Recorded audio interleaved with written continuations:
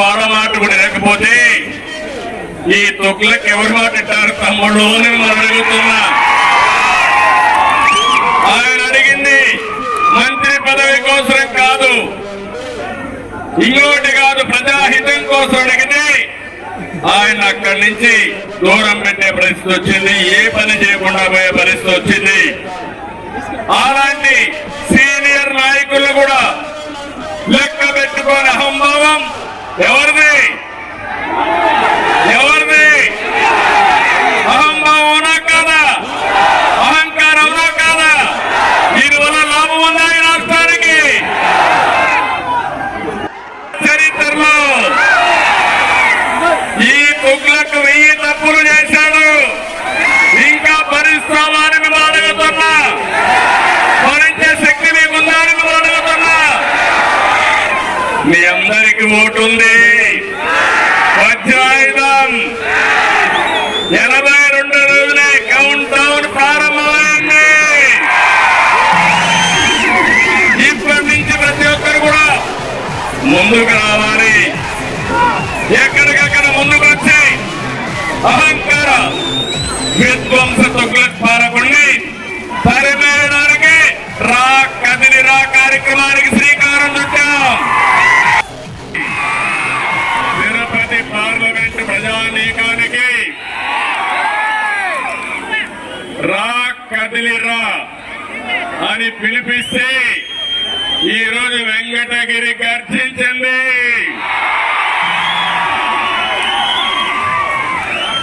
రాష్ట్రంలో రాజకీయ గాలి మారుతుంది.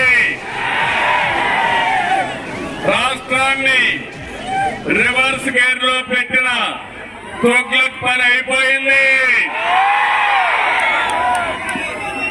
ఒకప్పుడుది నెల్లూరు జిల్లాలో ఉండి ఇప్పుడు తిరుపతికి వచ్చింది. వెంకటగిరి జిల్లా మారింది. మీ వెంకటగిరి రాత మారిందా తమ్ముడు అని మిమ్మల్ని అడుగుతున్నా. ఒక్క అభివృద్ధి జరిగిందా అని మిమ్మల్ని అడుగుతున్నా. ఎవరైనా ఆనందంగా ఉన్నారా అని మిమ్మల్ని అడుగుతున్నా. ఈ పాలన బాగా లేదని ఇప్పుడే చెప్పాడు ఆనం రామనారాయణ రెడ్డి గారు. మొట్టమొదటిసారిగా అధికార పార్టీలో ఉండి మీ పాలన బాగా లేదని చెప్పిన వ్యక్తి రామనారాయణ రెడ్డి గారు అని చెప్పి మీకు తెలియజేస్తున్నా. ప్రసాదంలాగా మింగేశాడు మొత్తం చేసి. ఒక పని కాదు, మామూలు వసూలు చేయడానికి కుమారుడు పెట్టుకున్నాడు. 4500 కోట్ల రూపాయలు విలువ చేసే సిలికా శాండ్ ని జగన్ ఒక పక్క ఈయన ఒక పక్క మేసేశారు. ఎంత దుర్మార్గమో చూడండి. ఈయన వాటా ఎంత ఇది చెప్పాలి. అది వద్దాం, ఇక్కడ కాదు కదా.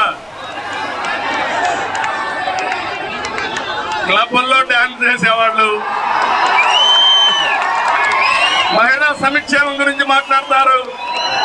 ఏం చెప్పాలి?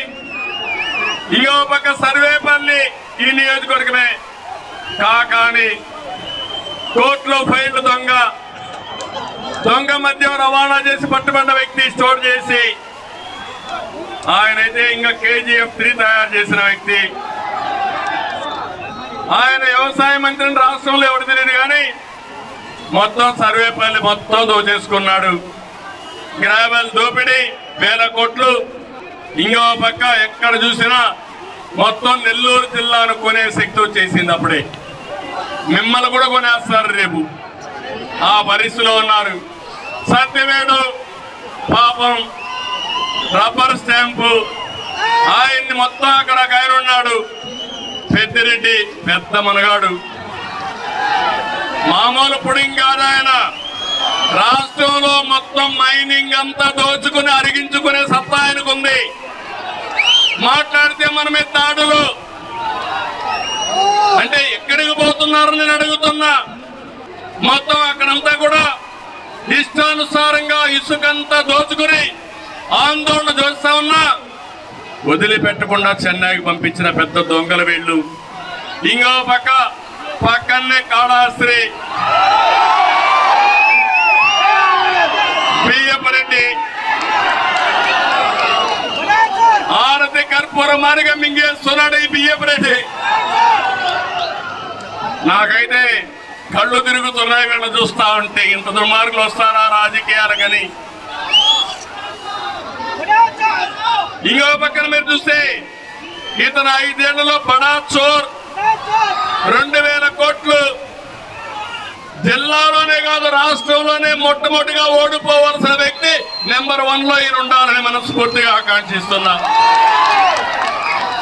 రేణిగుంటని కూతురికి ఏర్పేరుని తమ్ముడికి కాళహస్తిని వీళ్ళకి రాయిస్తున్నారు ఓటాల కింద. మనం అంతా కూడా పెద్ద ఎత్తున పరిశ్రమలు తీసుకొస్తే పరిశ్రమలన్నీ మామూలు వసూలు చేసే పరిస్థితికి వచ్చారు.